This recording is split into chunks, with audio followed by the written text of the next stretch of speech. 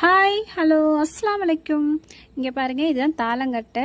அதாவது தாளம் பூ பூக்கும் பார்த்தீங்களா, அதோட செடியில் மரம். அந்த தாளம் பூ பார்த்தீங்கன்னா அவ்வளோ மனம் மணக்கும். அங்கே தூரமாக வரும்போதே அதோட மனத்தை ரொம்ப காமிச்சு கொடுக்கும்.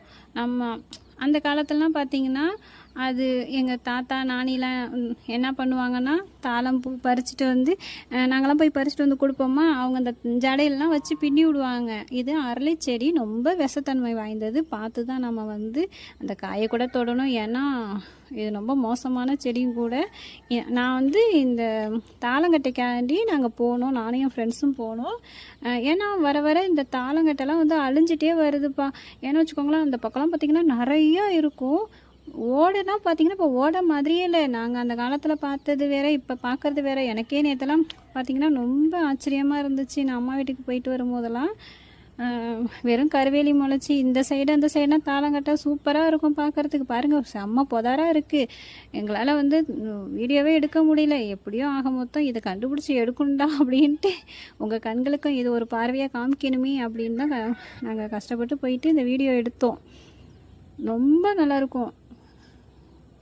அந்த வரைக்கும் பார்த்திங்களா, அந்த இலை மாதிரி அதை வந்து முள்ளாக இருக்கும். அந்த முள்ளை வந்து குத்திக்காமல் என்ன பண்ணணும், நம்ம இழுத்தோம்னா வச்சுக்கோங்களேன், அதில் ஒரு கிழங்கு இருக்கும். அந்த கிழங்கு சாப்பிட்டா ரொம்ப நல்லாயிருக்கும்.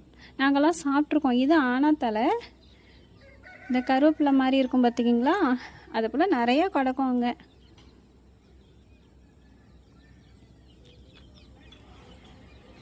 ரொம்ப அபூர்வமாக இருக்குது. ஏன்னா இது வந்து இப்போ பார்க்குறதே ரொம்ப கஷ்டமாக இருக்குங்களா.